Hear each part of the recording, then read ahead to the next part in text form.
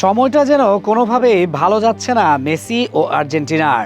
এমন নয় যে মাঠে পারফরমেন্স খারাপ, ব্যাপারটা এখন পরিষ্কার। বিশ্ব চ্যাম্পিয়ন হওয়ার পর হতেই যেভাবে বারবার মোটা অঙ্কের অর্থ নিয়ে ম্যাচ খেলেছে, সেটা এখন কাল হয়ে দাঁড়িয়েছে। গত বছর ভারতে একটি ম্যাচ খেলার কথা ছিল আর্জেন্টিনার, সেটা পালন করেনি তারা। সেজন্য কিছুদিন আগে ভারত হতে মামলা করা হয়েছিল মেসিদের বিপক্ষে। দাবি করা হয়েছিল অর্থ নিয়েও ভারতে খেলতে যায়নি। এবার দৃশ্যপট বদলেছে, তবে ঘটনার পরিবর্তন আসেনি। আবারও যে একই ব্যাপারে হয়ে গেছে মামলা। গত বছর ভেনিজুয়েলার বিপক্ষে একটি প্রীতি ম্যাচে না খেলায় লিওনেল মেসি ও আর্জেন্টিনার বিরুদ্ধে প্রতারণার অভিযোগ এনে মামলা করেছে ফ্লোরিডা ভিত্তিক একটি ইভেন্ট ম্যানেজমেন্ট কোম্পানি।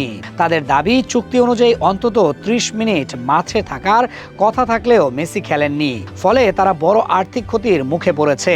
মিয়ামি ভিত্তিক প্রতিষ্ঠান ভিআইডি গত অক্টোবর মাসে ভেনিজুয়েলা ও পুয়ের্তো রিকোর বিপক্ষে দুটি প্রদর্শনী ম্যাচ আয়োজনের জন্য আর্জেন্টাইন ফুটবল অ্যাসোসিয়েশনের সঙ্গে প্রায় $7 মিলিয়ন চুক্তি করেছিল।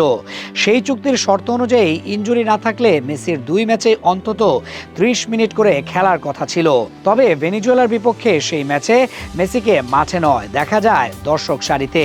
মায়ামির হার্ড রক স্টেডিয়ামের একটি বিশেষ সুইটে পরিবার নিয়ে বসেই ম্যাচটি উপভোগ করেন তিনি। ভিআইডির দাবি, ওই সুইটের খরচও তাদের বহন করতে হয়েছে। মজার বিষয় হলো, ঠিক পরদিনই আবার মাঠে নেমে পড়েন মেসি।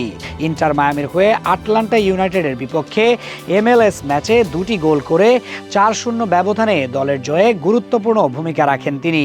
এরপর আর্জেন্টিনার জার্সিতেও ফিরে আসেন মেসি। পুয়ের্তো রিকোর বিপক্ষে সেই প্রীতি ম্যাচে খেলেন এবং দলকে 6-0 গোলের বড় জয় এনে দিতে সহায়তা করেন।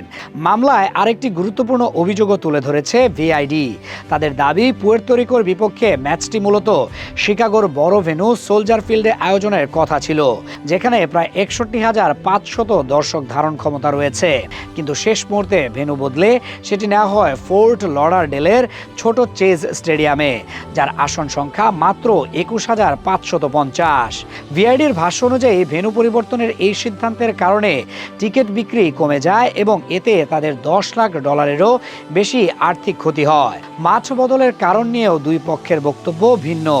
এএফএর এক কর্মকর্তার দাবি, প্রেসিডেন্ট ডোনাল্ড ট্রাম্পের অভিবাসন নীতির কারণে শিকাগোতে নিরাপত্তা ঝুঁকি তৈরি হয়েছিল। তবে শিকাগো কর্তৃপক্ষ বলছে টিকিট বিক্রি কম হওয়াই ছিল মূল কারণ। ভিআইডির অভিযোগ, ক্ষতি পুষিয়ে দিতে এবছর চীনে ম্যাচ আয়োজনের প্রতিশ্রুতি দিয়েছিল এএফএ, কিন্তু ব্যস্ত আন্তর্জাতিক সূচির কারণে সেটিও আর হচ্ছে না। ফলে ক্ষতিপূরণ পেতেই তারা মামলার পথে হেঁটেছে। এ বিষয়ে এখনো কোনো মন্তব্য করেনি এএফএ।